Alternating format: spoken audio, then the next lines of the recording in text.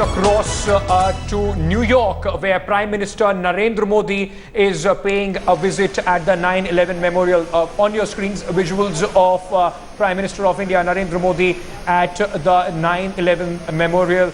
A big gesture, as far as political analysts go. They believe a big gesture from the Prime Minister of India. He is right now being given a tour of this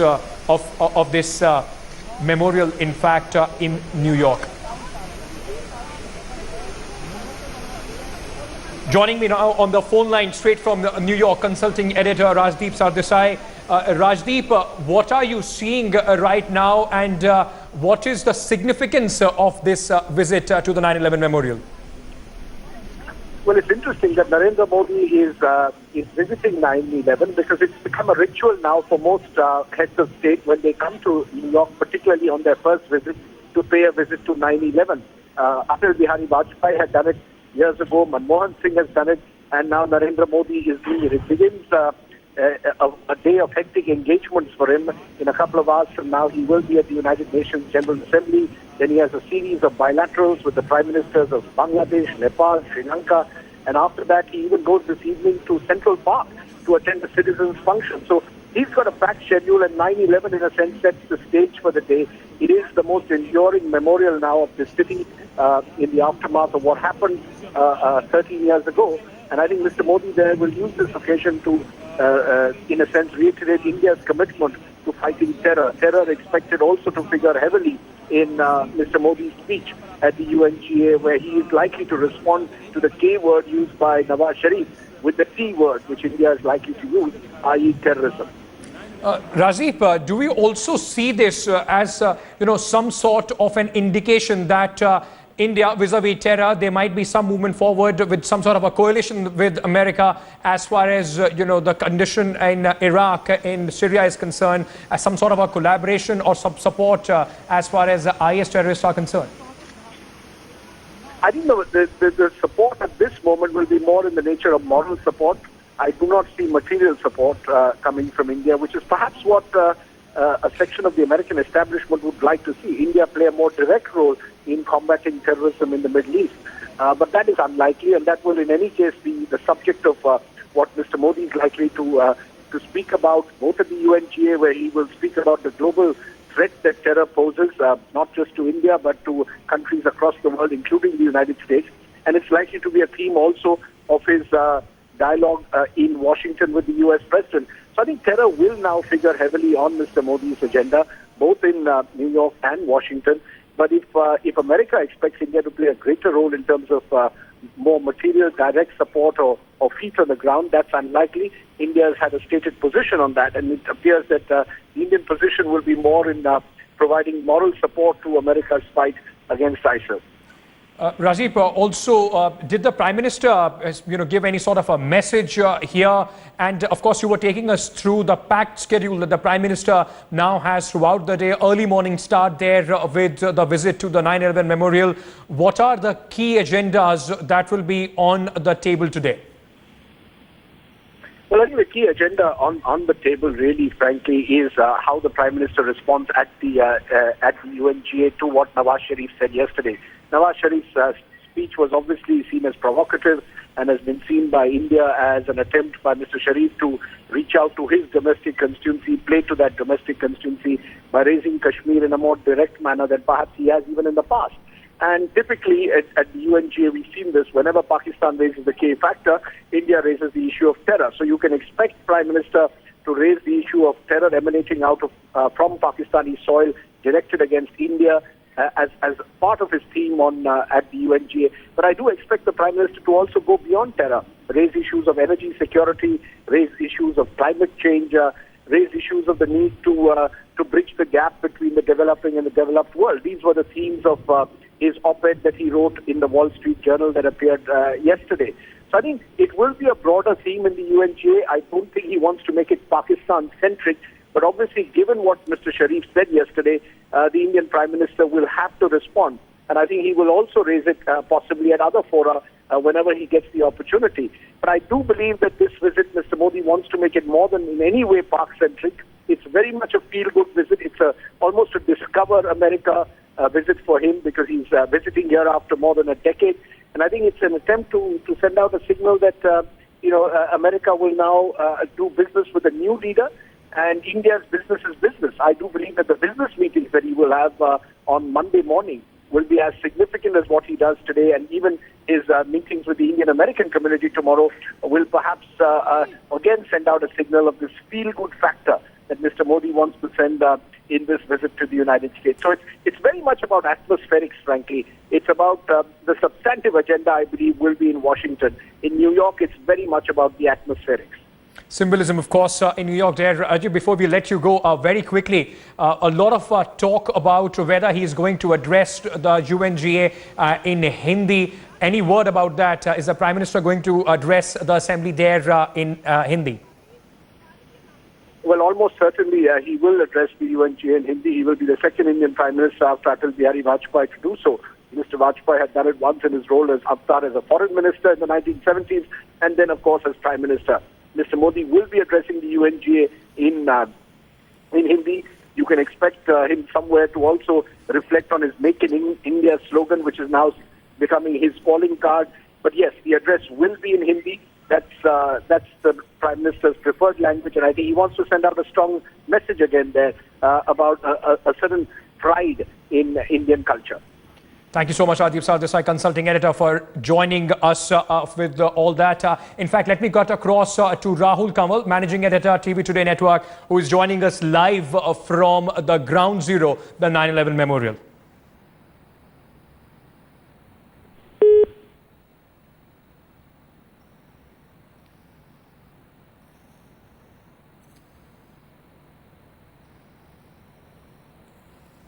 Rahul Kamal, our managing editor, will be joining us very shortly from the ground zero there. Of course, he has been reporting early morning about this expected visit and what happened, the kind of atmospherics. Rahul Kamal is now joining us live. Rahul, what sort of a visit was this? A message Prime Minister Narendra Modi sending out there? What all did he speak to the media? What all was seen? Morning, Ankit. The Prime Minister has just come and paid his tributes at the 9/11 Memorial. Let me see if I can show you, if my camera person can walk with me and we can show you the scenes from here. This is the 9/11 Memorial in New York, and the Prime Minister has just gone into the museum. That's the museum behind us, and I'll try and show that to our viewers. Here is the 1-acre square. This is where the 9/11 tower stood earlier. And over here are the names of all those who died. There were 2,977 people who died. Their names are written over here, and the Indian mission here has picked out the pockets where the names of Indians are inscribed on the side of this fountain. That's where the Prime Minister is going to be coming and paying his tributes. There are two blocks. There were twin towers, of course, as we know. One of them stood here. The other one was on the other side over there, behind where those trees are, and that's where the Prime Minister went first. He's now currently inside the 9/11 Museum. That's where he's taking a look at the museum. He's dressed in a very solemn white kurta pajama and in a sense marking the occasion by wearing white. This is okay, the security guard's asking us to move a little further in, so we're going to do that right now. This is where the 9/11 tower stood. We're told that he will be meeting Benjamin Netanyahu, the head of state of Israel. This is an attempt being made to show that India is joining forces, morally at least, with the United States in the battle against terror. That's the big message that Prime Minister Narendra Modi is sending. Remember, when he's in Washington, he will be going, Ankit, to the Martin Luther King Memorial, to the Abraham Lincoln Memorial. And most Indian heads of state, when they come to Washington, haven't done that in the past. And there is a buzz here in political circles that there's a possibility that President Obama might accompany him as well to one of those two memorials. And if that were to happen symbolically, that would be a very significant gesture. So this is about the optics of the Prime Minister's visit. In a short while from now, he will be, after this, going back to the New York Palace Hotel, where he's staying at 7:52 New York time at this time. After this, he'll go back to the New York Palace Hotel, and then at 10:15 Eastern time, about 2.5 hours from now, the Prime Minister will make his much anticipated speech at the United Nations General Assembly, a speech which he will speak in Hindi. And we're told that in the way that the Prime Minister sees it, sources in the Ministry of External Affairs telling us that they want to keep the references to Kashmir. They want to keep what Nawaz Sharif said as a sidelight. They don't want that to dominate.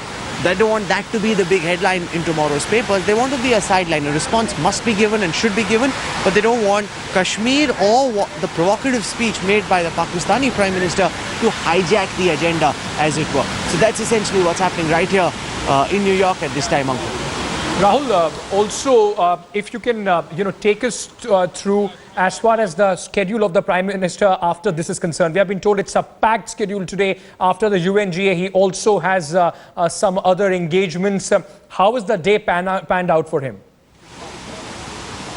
There's a global citizens festival that happens at the famous Central Park in New York, the scene of many Hollywood films, the scene of several American serials.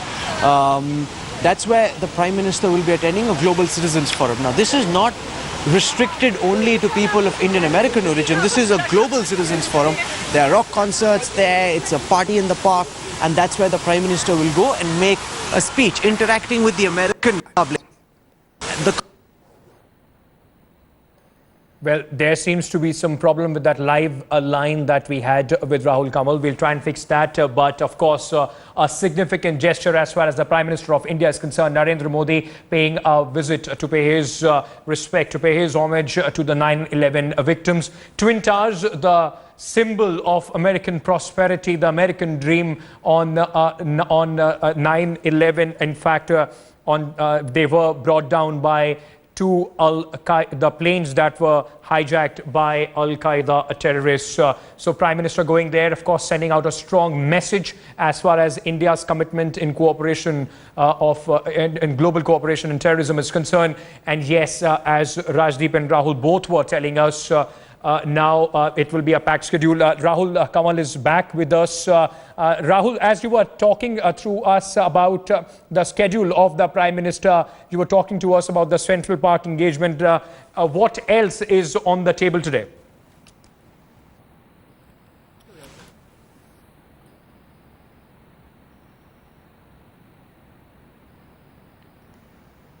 He's meeting some Sikh groups, he's meeting various members of the Indian American community, and his program and there are bilaterals also that are scheduled. There are bilaterals with the heads of state of Bangladesh, Sri Lanka, Nepal.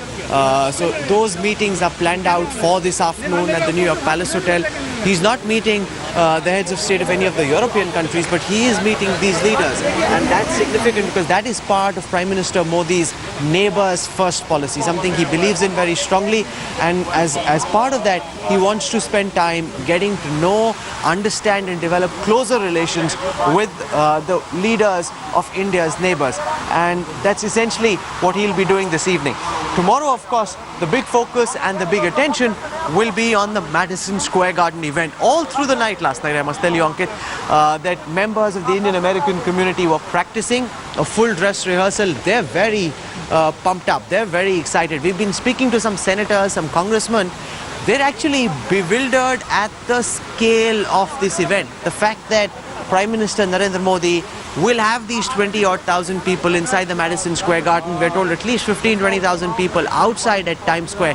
That's a big coming out party for the Indian American community, and that's a big signal that the Indian American community is trying to come together as a lobbying group in America. Remember, Ankit, lobbying is all important. Whether when it comes to any decision of Indian interest, if it needs to be pushed through Capitol Hill, you need not just the Prime Minister, you need not just the American President, you need the support of the senators and the congressmen on Capitol Hill.